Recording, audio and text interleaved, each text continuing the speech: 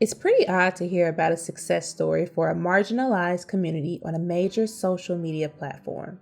Spaces where people can come together, be protected from harassment, share their experiences, and find community are rare.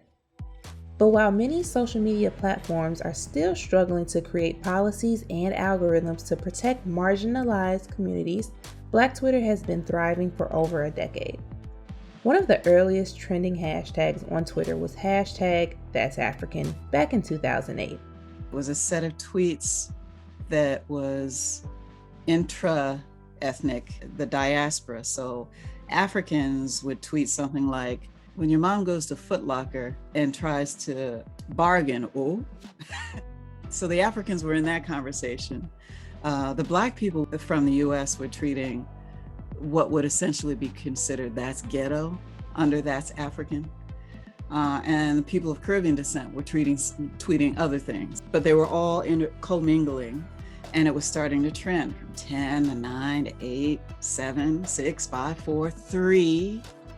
And then it disappeared, and somebody tweeted they removed the tweet because some white person thought it was racist. And so it was removed from the trending list. And that, for me, was the beginning of Black Twitter. Black users began to form their own subgroup on the platform.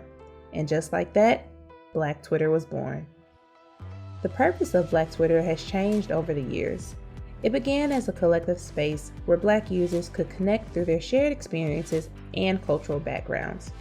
But Black Twitter would soon evolve from a hub for humor, solace, and connection to one for activism. In 2013, the acquittal of George Zimmerman in the untimely death of Trayvon Martin started the use of the phrase Black Lives Matter on Twitter. By the end of 2016, the Black Lives Matter hashtag appeared on Twitter 11.8 million times. This phrase grew into a hashtag after 9 more African American people died at the hands of U.S. police over the next 2 years. Hashtag Black Lives Matter has come to be used not only on Twitter, but on other social media platforms and news outlets around the world. You know, we just celebrated Juneteenth because of Black Lives Matter. And Black Lives Matter is a direct result of the evolution of something like Black Twitter. Twitter's updated policies and algorithms have helped amplify marginalized voices. While Twitter was once famous for shutting down #That'sAfrican, they've become known for the community that has taken root on their platform. How much the success of that community had to do with Twitter's policies and algorithms is hard to know.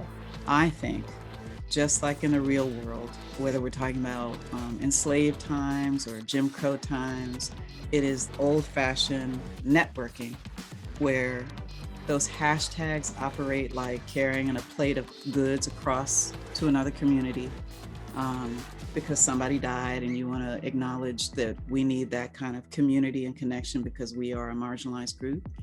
I think it's the hashtags, I think it's the subtweets, I think it's rallying around an agenda with each other, like being able to go into somebody's DMs and say, listen, I'm having a problem with so-and-so, and people coming. And all of those interventions, once we come together, the algorithm responds. What is for sure is that it is possible for safe spaces to be multidimensional and give voice to the unheard.